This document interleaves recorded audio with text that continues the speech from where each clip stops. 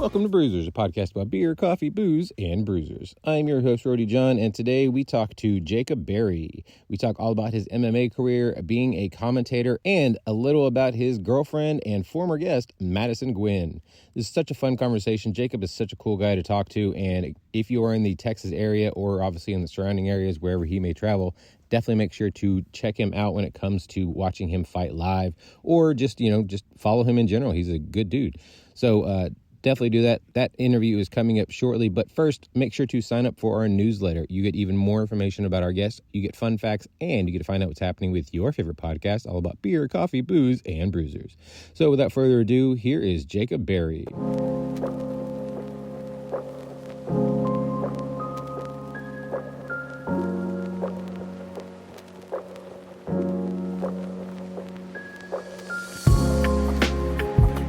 To welcome the show Jacob Berry. How are you doing today, sir? I'm doing great. How are you? I'm doing very well. Now, for those listening, kind of paint us a word picture. Where are you at? What's going on around you? Like where I'm physically at in the state I'm in currently, or like my career and such? However you feel that you would like to answer that question. Those are two very different answers. I'm currently sitting on a couch next to my girlfriend's cat right now. But I'm a professional MMA fighter. I've got 4 national Muay Thai titles. I fight for Fury FC currently. I've been fighting for about 9 years now. And that's kind of a quick rundown of currently where I'm at. Well, there you go. That's not a bad way to start. No? Now, what is your earliest memory of martial arts? Earliest memory of martial arts, when I was probably 7 or 8, I need to ask my mom. I don't know the exact year it was, but I did Taekwondo at like this little, kind of like a YMCA. It was just like a little local weightlifting kind of gym we had in my hometown. And I did Taekwondo there for a couple years as a kid, and then just kind of, things changed and took different hobbies and stuff, and didn't do it again. And then when I was 18, I needed something. I was rodeoing at the time and going to school and stuff like that, and I needed something else to do. I was kind of bored, and I wanted to get in shape and exercise some more, and that's when I got back into martial arts. So you just said you were rodeoing and you were getting bored and needed something else to do. When I've been around rodeoing, not just because I'm from Texas, but because I've covered some rodeos in the past, and that is extremely physical and extremely hard. And you wanted to go do something else because that bored you? Yeah, well, it was a combination of boring and it wasn't necessarily that I was bored because I didn't enjoy doing it. I love doing it. Right. It's very expensive to do. And I didn't have the resources to do it like I wanted to. I used to team rope and loved it. I still love my horses. I miss it all the time. But I didn't have the resources to do it in the capacity that I really wanted to really enjoy it. And so I felt stuck all the time,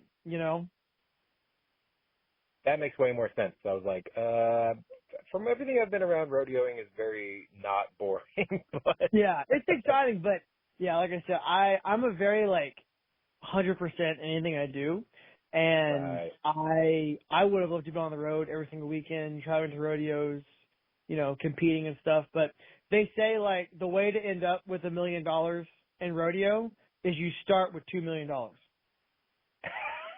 And yeah, so that's kind of where I was at. And I was at the time I just was about to start going to school to get my undergrad, and I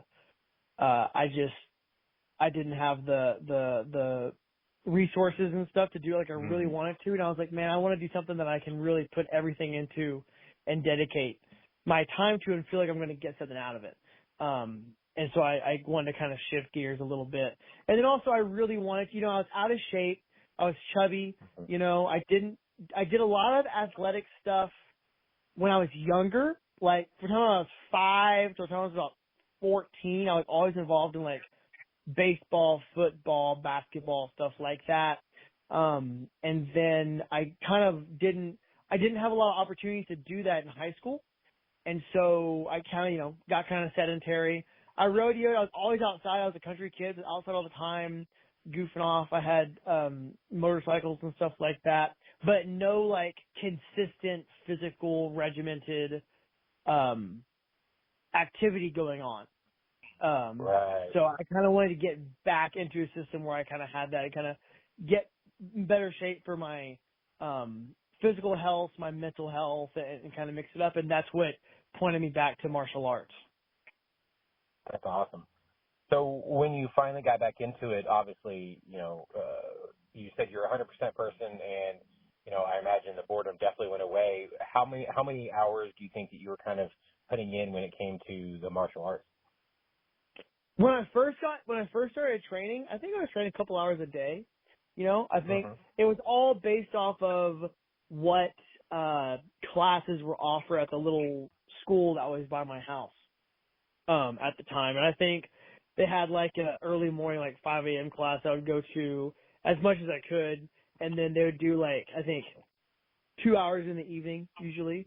And so that was kind of what I stuck to and what I did when I first started training. That makes sense, yeah. So at what point did you decide, all right, I'm going to actually take a fight and, see how this works out for me? I was probably a year in, maybe. So when I first started training, I had no intention of fighting. I was terrified. I've never been in a street fight in my life. I never intend to. Yeah. I was I just wasn't like, I was not someone who's like, oh yeah, I want to fight and compete. I like competing, but getting punched in the face was not necessarily something I was looking forward to doing. And so I first did it just to learn and just to experience it and, kind of grow and challenge and just learn a new skill. And I really enjoyed that aspect of it, just for the enjoyment. And about 3 or 4 months into training, I went to some MMA fights in San Antonio because one of the guys from the gym was fighting. And I watched them fight, and I watched the event, and I was like, man, I could probably do this. Like, I should try this at least once, and just kind of see what it's like, And I think it was maybe 3 or 4 months after that I did my first smoker, which was like a glorified sparring match, basically. Gotcha. I actually did my first smoker at the gym I currently train at in Houston, because I grew up in South Texas. I'm currently in Houston. But I did my first smoker there, and then I think maybe 6 months after that I had my first actual fight, and I just kind of fell in love with it from then on. That's awesome. Yeah, and then I saw that you have quite a bit of amateur fights as well, at which you only had one loss. When it comes to, and then, you have one loss on your professional record as well. When it comes to, I always kind of think people that are undefeated are, obviously they're great because they haven't lost, but they haven't gotten that learning aspect of a loss under their belt. So when you did get that loss under your belt, how do you kind of take loss? Do you kind of go back and look at it? Do you really kind of almost wallow in it for a while, or how do you kind of process all that? Man, I think you're 100% right about the learning aspect of it. I've learned the most from fights I've lost, and I've lost 3. I lost once in Muay Thai, in a Muay Thai tournament, once as an amateur in MMA, and then I lost a fight a year or so ago as a pro at MMA, which funny enough is now a no contest because that guy apparently popped hot for some kind of substance and they turned it over. So it's kind of off my record now. But it still happened. And the last one for me was probably the most important of all my losses. Losing sucks. It hurts. It sucks. It's the worst feeling in the world is to lose a fight. But I cannot tell you I'm so thankful that, especially the last fight I lost, my pro fight, the second pro fight I had, I'm thankful it happened because I learned so much from that. And there will be times now where I'll be making mistakes, in the fight or in sparring or something like that. And I'll kind of can go back to that moment and go, hey, remember, don't forget to do this and don't get in a rush and don't, make sure you kind of stay composed and make sure, I learned lessons like, if you're in a fight with somebody, don't fight with your ego. Like, be smart. Where are you going to fight this guy? Where are you going to be most effective at it? So losing sucks. It hurts. It makes me upset. Like, I don't handle losses well in the sense that I'm just like, whatever, it is what it is. They definitely upset me. I try not to, like, let it get me, be too outwardly, expressed, kind of try to keep it kind of to myself and, process it. And yeah, and anytime someone loses or wins, I've had good wins and losses. We always have guys at the gym winning, losing, and you get a few days. You get a few days to wall over the fact that you lost. You get a few days to be pumped that you just won. Then it doesn't matter after that. You give it a week, then you get back in the gym, and it's like, oh, cool, you just won. Now you got to do it again. It doesn't matter anymore. You just lost. It's over with. You can't do anything about it. Learn something from it, move on from it, take your lessons, and then, keep fighting and move on to the next one. I love that. Yeah, it always reminds me whenever I hear about fighters kind of getting either, a loss is a loss, whether it's a big loss or just a loss and just maybe early on in your career, like you said, your second fight. But it always makes me think of when George St. Pierre lost to Matt Serra the first time, and he kind of, in his head, he went in like this downward spiral, and, they had this video of him. I forget exactly who it was that told him to do this, but he was just like, write the name on a rock and then go throw it in the river and then don't ever think about it again. And I was like, that's just a genius way of going about that. Yeah. Yeah, I think it's really important to take the lessons that you're going to take away from the loss. Like, what mistakes did you make in training? What mistakes did you make mentally before the fight? What mistakes did you make in the fight? What physical things did you do? What strategic things did you do that were wrong? Take those things, take those lessons, go, okay, I need to work on these things, remember these things, and then move on, Yeah. Well, I mean, as you mentioned, go ahead. Oh, I was going to say the same thing with for wins. Like I said, you can't, if you go out there and you win, you have a great knockout, great performance, it's cool. That's awesome. Be super pumped for a little bit and then go, okay, what did I do well? What did I do wrong? We got to do something. We got to do it again, right? Because your opponents are only going to get tougher and only going to get better. Right. Yeah, I mean, as you mentioned, you are a four-time Muay Thai champion. You are, you have this amazing amateur record and pro record now.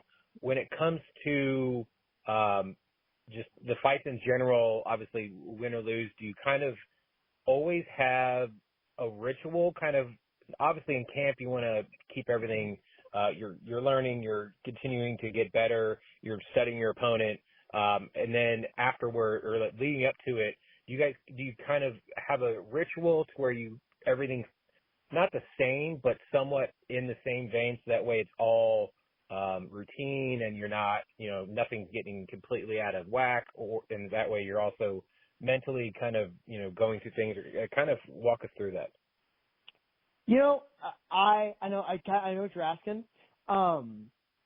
Yes and no. I think honestly, my ritual is just trying to go with the flow and not let things upset me. It seems like every single fight week, and I can't remember what it was fight before last, but I can tell you, like, last fight, in fight week, I'm cutting weight, I'm going through the whole process, and then, like, my truck cooling system just, like, explodes on me, and I gotta figure this out. Like, it always seems like in fight week, something happens to just throw a wrench